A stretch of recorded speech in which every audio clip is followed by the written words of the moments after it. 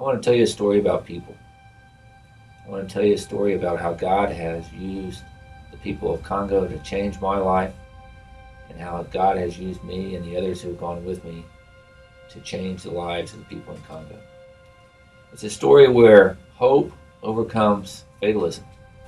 It's a story of a big God, a personal God, a powerful God who desires to provide for his people. And I'm very grateful to God to be born in this place. I've had to travel, and other places of the world have their uniqueness and their beauty, but I think this place is beautiful. I was lucky to be born near a lake. I get to see the lake. I get to have very fresh air from the mountain. I think it's a country with a lot of potential. The greatest resource that we have here is the soil that is fertilized, and we have 8 months of rain. So we have lands everywhere that are good for agriculture. I think the people are nice people, they're happy, they're also smiling and warm and kind. I think it's a country with a lot of human potential. The Congo, specifically Bukavu, is a study in contrast. It's a place of great beauty against an infrastructure that is probably best described by the word dilapidated. The electricity is on a few days a week for a few hours a day.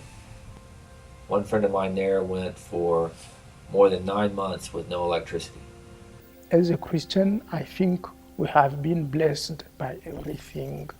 We have natural resources, we have human resources, and everything that a country needs to get developed, we have it. I remember on my second trip, someone asked me, Greg, why has God blessed America and not blessed Congo? I worked on that question for more than a year. On the third trip, one of the team members said to me, Greg, what's wrong with you? God has blessed Congo. Just look around. It's men that have screwed it up. What we lack is training. What we lack is information. One of the reasons I really enjoy going to Bukavu is that it helps me see things from a different perspective. Before I went to Congo, even though I was in business, I really didn't understand the importance of business to living well, to glorifying God, and to doing the things that God designed us to do. You see, businesses provide resources. They provide goods and services for a community. But in order for people to buy those goods and services, they need a job. Businesses provide jobs. But businesses provide more than jobs. They provide a place for people to work, to do the things that God designed them to do, and to have the thrill of creating, of doing exactly what God designed them to do. Those are all missing in Congo. There is more money in Bukavu than there are goods and services to buy. There are people who God designed to create who don't know they have the ability to create. There are people who would love to work, but there are no jobs for them to have. The problem here is that most of people now want to be creative. And to be creative, they think that they have to start a church or an NGO. And you know that a church and an NGO are not a business because they aim a common interest and not a profit. And given they aim a common interest, they don't pay taxes to the government. And for a government to develop a country, it needs taxes. One of the reasons it's important for Americans to go to Congo is so that the people of Congo can also see things from a different perspective. I didn't understand that they view that profits are evil and even business itself is evil. And so one of the things that we do when we go there is explain the importance of profits, the reasons for profits, the importance of business, the reasons for business, that business is part of God's plan to subdue the earth. Once we explain it using the Word of God, they get it. and their perspective is forever changed. Me and my wife have a shop. We buy cassava flour from the villages, the farmers, and we resell it in the city of Bukavu. The vision behind the business is really just helping the farmers, incentivizing the farmers. So if they know they have somebody who's going to buy their product, then chances are long term they will start producing more. And as they produce more, well, they sell more. And as they sell more, because the market is there, well, it improves their livelihood and the way they live in those villages. Because one of the things we saw is that most of the food products are being imported. They're coming from Rwanda, from Burundi, and also all sorts of other places. And at the same time, local products are not being produced because there's no incentive. What we just lack is, the courage and the support to start growing food that will be able to feed Congo and neighboring countries. It is, a shame for us if Congo can import food.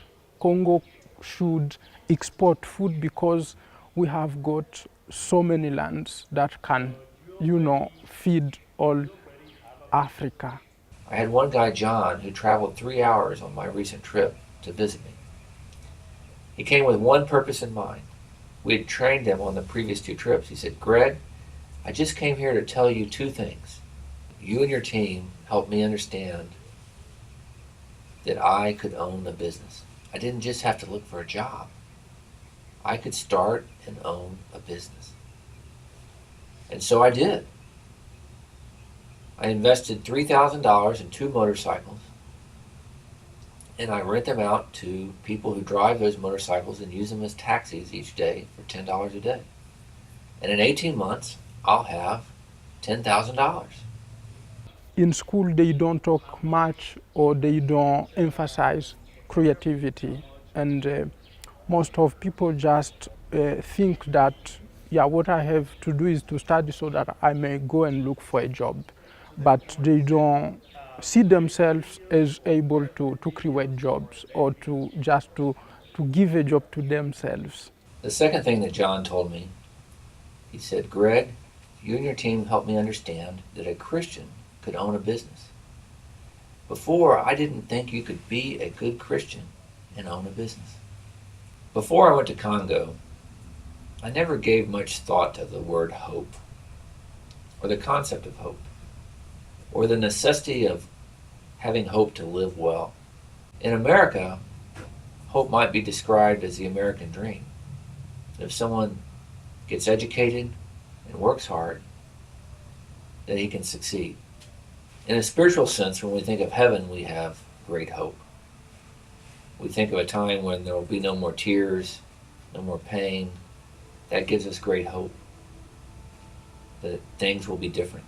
And it's that message of hope that we want to bring to the people of Congo. We want them to know that God cares about them today and desires to provide for them today. And we want them to know, because of the work that Jesus Christ did on the cross, that He has already provided for them in heaven. I don't think you can start a business without hope. So we go to Congo to tell people that God has designed them to create. That God has designed some of them to create businesses. And if they work hard and we work together with them, that they can create businesses that are capable of employing other people.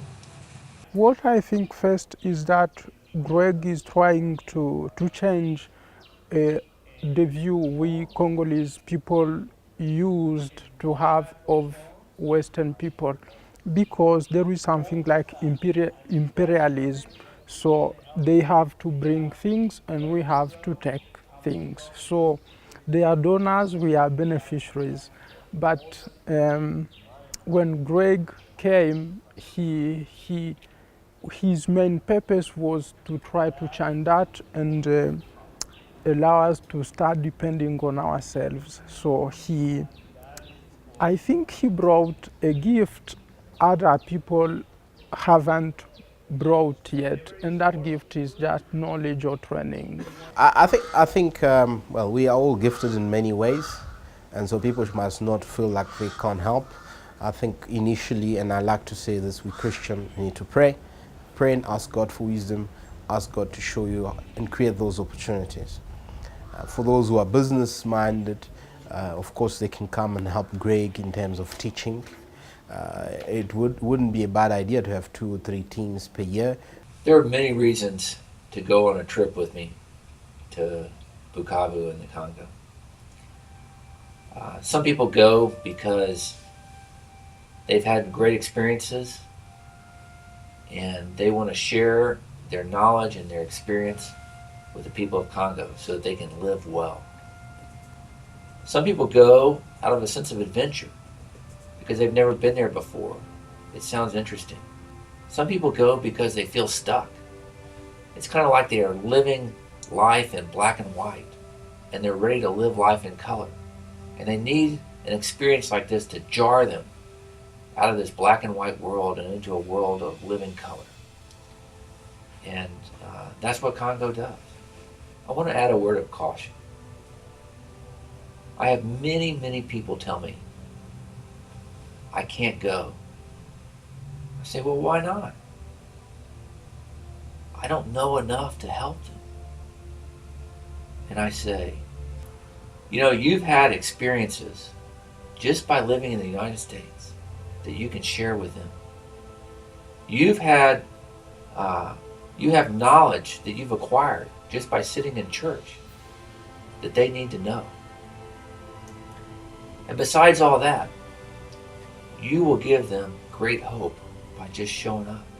And God will use you in ways that you will never imagine in the lives of the people there. Moreover, He will use the people there to change your life.